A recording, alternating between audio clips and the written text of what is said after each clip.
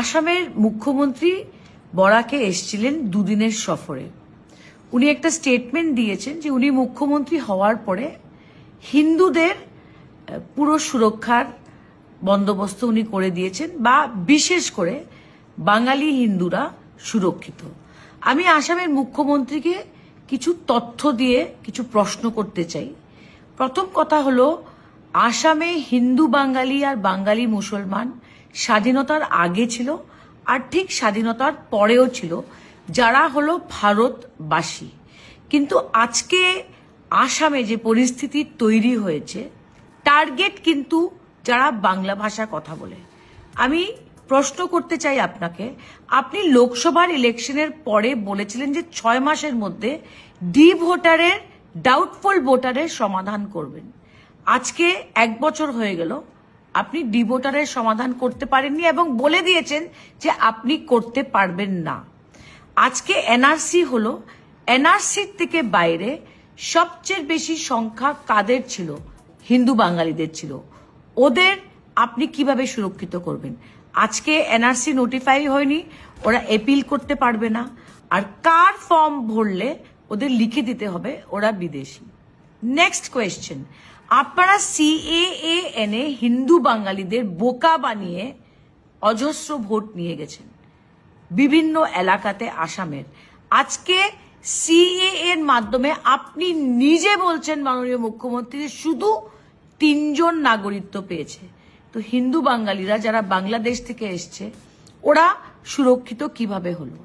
আজকে হিন্দু বাঙালিদের ভোটের জন্যে, তাদের সেন্টিমেন্টকে নিয়ে খেলার জন্য 2014-তে প্রধানমন্ত্রী শিলচরে এসে বলেছিলেন যে উনি সব ডিটেনশন ক্যাম্প ভেঙে দিবেন। কারণ ডিটেনশন ক্যাম্পে যারা আজকে বন্দী হয়ে রয়েছে ওরাও কিন্তু বাংলাভাষী, অনেকে হিন্দু মুসলমানও রয়েছে। আপনি সেই ডিটেনশন ক্যাম্পের হিন্দু বাঙালিদের জন্য কি করতে পেরেছেন? একটাও ডিটেনশন ক্যাম্প ভাঙ্গা হয়নি। আসামে আজকে ভারতবর্ষের সবচেয়ে বড় ডিটেনশন ক্যাম্প তৈরি হয়েছে। বিটিএডিতে বোডোল্যান্ডের লক্ষ লক্ষ হিন্দু বাঙালি আর বাঙালি মুসলমান আছে। সেই হিন্দু বাঙালিদের জন্য অমিত শাহ আর মোদিজি কি করতে পেরেছেন? আপনারা লিখিতভাবে বলে দিয়েছেন 6 শিডিউল এরিয়াতে কোনো বাঙালিকে সিএএ এর মাধ্যমে সুরক্ষিত করা হবে না। আপনি আধার কার্ডের কথা বলছেন। আমি আপনাকে চ্যালেঞ্জ করে বলছি, আমি সুস্মিতা দেব তৃণমূল কংগ্রেসের পক্ষ থেকে সুপ্রিম কোর্টে কেস করেছিলাম বায়োমেট্রিক্স ছাড়ার জন্য। এই কেসটা গভর্নমেন্ট হারতে যাচ্ছিল, তাই বলে আপনারা বাধ্য হয়ে বায়োমেট্রিক্সটা রিলিজ করেছেন। এছাড়া 2018-তে যখন 5 জন হিন্দু বাঙালিকে তিনসুকিয়াতে নভেম্বর মাসে গুলি করে মারা হয়েছিল বাই সাসপেক্টেড আলফা, তখন আপনি সেই হিন্দু বাঙালিদের সুরক্ষিত করতে পারলেন না কেন? আপনারা একবার না বারবার হিন্দুদের বোকা বানিয়েছেন।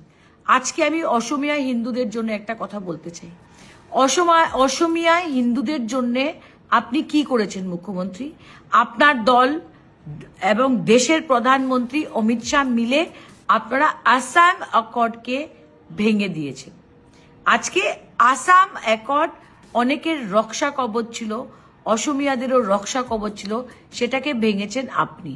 আমি আপনাকে এইগুলা সরাসরি তথ্য দিয়ে প্রশ্ন করলাম, সেটার জবাব আশা করছি যে আপনার কাছে